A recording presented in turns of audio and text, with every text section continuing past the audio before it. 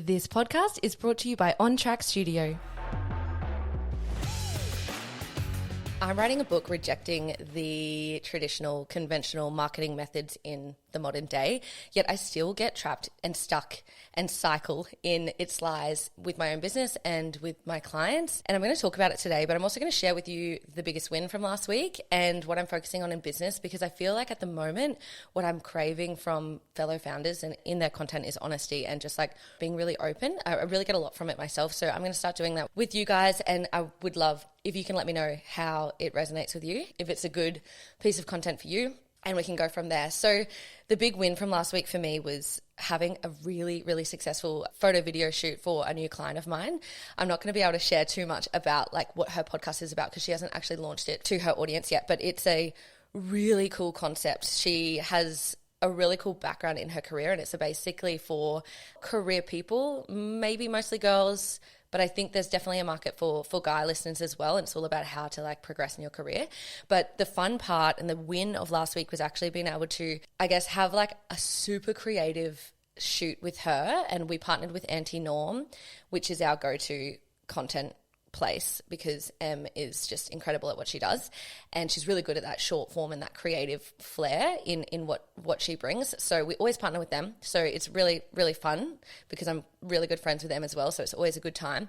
The reason it was so enjoyable is because I don't know if you guys would know, but every time people who sign up for a production package with On Track, they get a strategy session included in the package. So we're able to go through whatever it is. So it's never like a set in stone strategic plan that I go through with new clients, but it can be anything from like a social media strategy for their podcast. It can be like episode planning. It can be, if you're a business-based podcast, it can be how to actually tie in your services or products to market through your podcast, or it can be about, you know, a bit of both, but it can be a really broad array of different things that we can cover in that strategy session. In the strategy session with this new client, it was pretty broad, but we spent a decent amount of time actually doing the creative planning for the shoot. So that way we were able to just pass it over to Em and say, this is what we want, and work out like the finer details, like the shot list and things like that and prop list with Em from Anti-Norm. But what I love most, and like why I love marketing so much, is because you can get so creative with like the expression of your ideas and how to actually, I guess, like be creative with what you're actually trying to put across. So we, together with the client, she had some ideas, I had some ideas, and we just came together and we were like, okay, here's what we're going to create in order to launch this podcast to her audience. And, you know, it was obviously exciting at the time. Then going from that stage all the way through to the shoot day and seeing it be pulled off, like I already know, I've done so many shoots in my time, that it was a success. Like every single piece of content was either better, like when I was looking in the camera roll after, better than expected, or just as we imagined. And yeah, it was just such a good win. I love when those days happen. Can't wait to see the finals, and I can't wait to launch her show because it's going to be pretty epic. I love it when people can come and they're not just doing the bare minimum with their podcast. Like they're actually obviously having a real purpose behind what they're creating, and therefore there's this real buzz and momentum and energy that can come from it. So that was the biggest win. The biggest challenge was something that I alluded to at the start of this video, and it was definitely to do with the book that I'm writing. So I've been writing this book since the start of the year, so it's sort of 6 months in now, and I have been really challenged by the art of like slowing down in this process, because I have been so conditioned, not just within the industry, the marketing industry, but I guess the larger world of like rushing. And yeah, it's been really challenging for me to like, well, I feel I've done really well because my preference is to rush through, and I have been fighting against that throughout this process and really taking my time, ensuring that I'm writing, you know, every day, but not necessarily attached to the outcome of that writing time. And it's been this really kind of like, transformative process for me, because that's not natural. I just want to like zoom through things usually. So the whole process, I've been really impressed with how I have sat with, you know, time and allowing the creative process of this book. But I got my like final edits from my mentor back from the book, and there was all these suggestions within what he said I should do in the book. And I was reading through the edit suggestions. So I was like, yes, I would love to enhance this part, expand on this, you know, go more in depth in certain like protocols that I talk about in the book.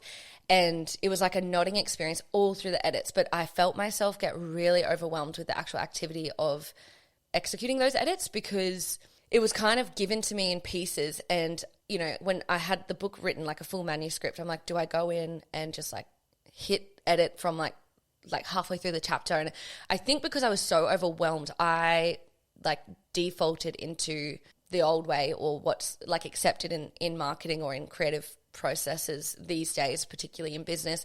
And of course I went to ChatGPT and I was like, you know, uploaded all my manuscripts, my full manuscript and the edits. And I was just like, worked with it to basically refine the book. And I don't think there's anything necessarily wrong with that, you know, generally speaking. Like I think you can definitely use AI to edit and enhance books without like stripping away the goodness and the essence of you from this creative thing, depending on how you go about it. What the actual project is, I guess. Like I'm not completely anti-AI in this. However, I read it back after.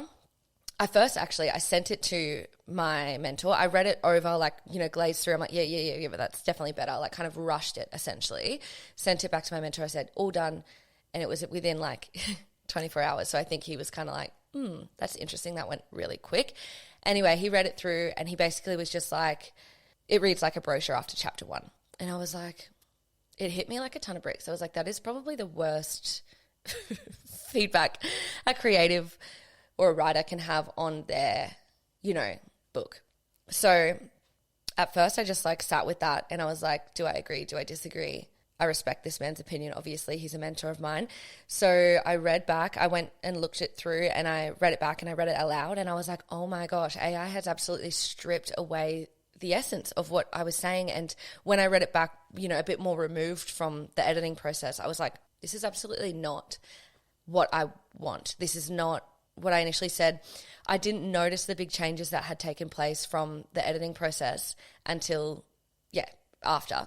And this rocked me because I'm like, oh my gosh, I've done it again. I have defaulted into this push mentality within business because, for transparently, this book is to do with business and I do expect it to generate some interest or leads within what I do. So while it is like a creative, you know, expression, it's something that's very deep to me. I'm going to be putting it out to the world and I do expect that it's going to attract clients on some level to me. So I feel like this is where, this layered pressure to like produce within the business space, it comes back and bites you in every single way, everywhere you look. Because even when you are trying to go actively against that, like I am, after seeing so much evidence that it doesn't actually work in the long run in business, I'm still coming up against the program that I have been, you know, programmed in all of my years in marketing. And I just wanted to share that challenge because it's something that I think a lot of founders face and I believe it's due to this more is more mentality. So, I mean, I speak a lot in the book about content and how the world at the moment is just like platforming, like you need more posts across more channels in order to like stand out in business. And I believe this is the biggest illusion of marketing because it promotes like, you know, doing trendy pieces of content, which doesn't help you stand out. It actually may give you reach, but it doesn't give you that differentiating essence that it takes to actually, you know, attract clients and get clients into your world. And it's something I literally think about and I'm writing a book about, yet I fell into just doing it in a different way, but within my book. So with that in mind, I am going to be focusing on business-wise this week and beyond is actually slowing uncomfortably down on my pressure to produce, being in the content space, like literally owning this studio. I am surrounded by people creating content. We produce content like as a service. So we are so in this world and it can be really tempting to get into the studio and, you know, race to produce heaps, just like, you know, I perceive the rest of the world to do. And what I know through my client base and through my lived experience in the space, like creating content, like 2 years ago, I would be posting every day, daily content. Like, I was so in the grind and in the belief that more is more, but then learnt for myself that actually it didn't pay off. The bottom line in business didn't necessarily move based on the amount of content I was putting out there. And it leads to your message being quite diluted in what you have to say, because when you have this pressure on you to actually produce heaps of content, instead of like sitting with what you want to say to your audience, you tend to be like, oh, I've got a recording session coming up, or I've got a post that I need to write. You go into the save folder in your Instagram, or you go look at what you've previously liked on TikTok, and then you might try and replicate what other people are saying. And you will be rewarded oftentimes with reach, but you will not see the actual benefit that most founders are chasing, which is, the bottom line moving in your business, the lead generation, what I call like the result of resonance. So I actually in the book talk a lot about like the world's chasing reach, but what they really desire is resonance, because resonance is what actually leads to purchasing, what leads to fans, like of what you do, loyalty, memorability.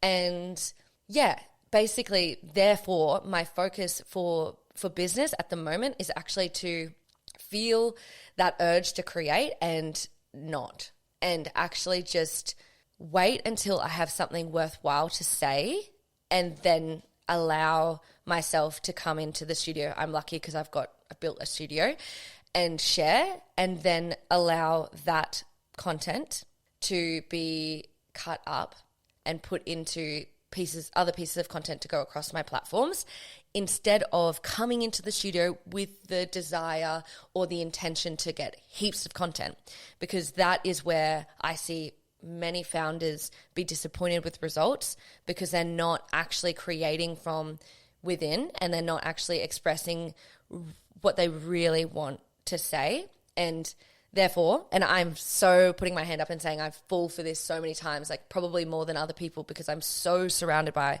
the content space and I'm a marketer. So I can really, my feed is full of everyone saying, content ideas, and the fact that you do need to be creating more, because the people who put that content out are the ones actively profiting from it. They might be agencies, they might be coaches, they might be, just the big influencers who have been putting out content for ages, and they've kind of built this brand around this concept. So yeah, I'm basically coming up against these, and I can be swayed. I can like gaslight myself of like what I've actually learned and what I really do know within my own marketing, expertise and experience. I'm not pedestaling myself here and saying that that urge doesn't, like, I don't fall for it too, but I'm sharing it because I think, especially if you're a business who doesn't necessarily do marketing, you would feel like you need to be creating so much more than you are. And that is a damaging thing for founders, because at the end of the day, you should be creating more depth as opposed to chasing more reach. And that's all I want to talk about today. So thank you for tuning in.